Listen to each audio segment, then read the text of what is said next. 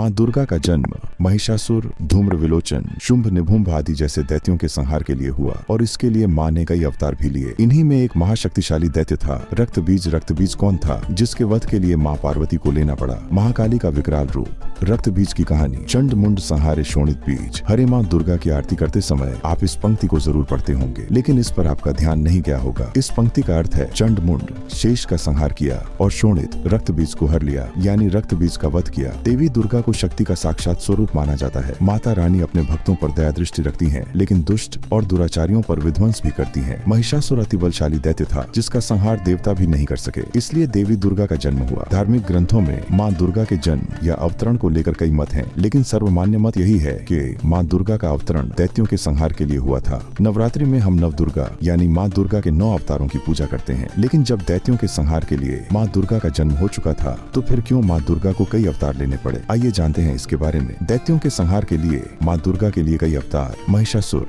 धूम्र विलोन, शुंभ निशुंभ आदि ये सभी दैत्य हैं जिनके वध के लिए माँ दुर्गा ने अलग अलग अवतार लिए। इन सभी दैत्यों में रक्तबीज सबसे बलशाली दैत्य था जिसका वध करना देवताओं के लिए भी आसान नहीं था। दुर्गा सप्तशती के 8वें अध्याय और मार्कंडेय पुराण में रक्तबीज के बारे में विस्तार पूर्वक बतलाया गया है। रक्तबीज कैसे बना? बलशाली रक्तबीज ने अपने कठोर तप से शिव जी को प्रसन्न कर उनसे वरदान प्राप्त किया था कि जहाँ जहाँ उसके रक्त की बूंदें गिरेंगी उससे उसी की तरह एक नया रक्तबीज पैदा हो जाएगा। इसलिए युद्ध में जब भी देवता उस पर प्रहार करते उसकी रक्त की बूंदों से नए रक्तबीज दैत्य का जन्म हो जाता। इसलिए सभी देवता मिलकर भी उसका अंत नहीं कर सके और धीरे धीरे रक्तबीज का दुराचार बढ़ने लगा। रक्तबीज के माता पिता कौन थे? पौराणिक धार्मिक कथाओं के अनुसार महर्षि कश्यप और दिति के गर्भ से रक्तबीज उत्पन्न हुआ था। कहा जाता है कि पूर्व जन्म में रक्तबीज असुर सम्राट रंभ था। एक बार सम्राट रंभ तपस्या में लीन था, तभी इंद्र ने उसे छल पूर्वक मार दिया। इस तरह से रक्तबीज के रूप में ही सम्राट रंभ का पुनर्जन्म हुआ। उसने फिर से घोर तपस्या की और वरदान प्राप्त किया कि उसके शरीर की एक बूंद भी धरती पर गिरे तो उससे नया रक्तबीज उत्पन्न हो जाए। रक्तबीज का क्या अर्थ है? रक्त का अर्थ लाल या खून से है और बीज का अर्थ जीव से है। इस तरह से रक्तबीज का अर्थ है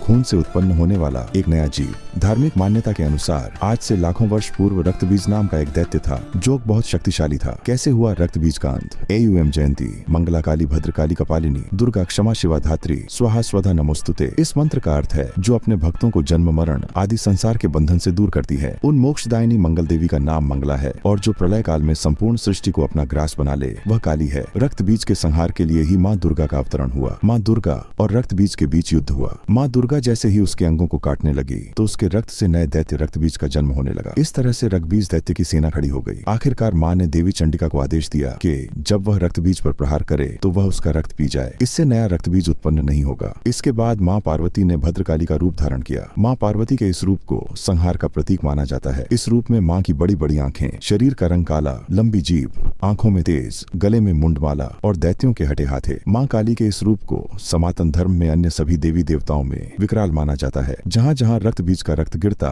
माँ उसे पी जाती और इससे नया दैत्य उत्पन्न नहीं हो पाता। कहा जाता है कि इस अवतार में माँ का रूप बहुत विकराल हो गया था और उन्होंने कई राक्षसों को निगल भी लिया था। इस तरह से माँ दुर्गा ने रक्तबीज का संहार किया। जय हो माता दुर्गा की। फॉलो।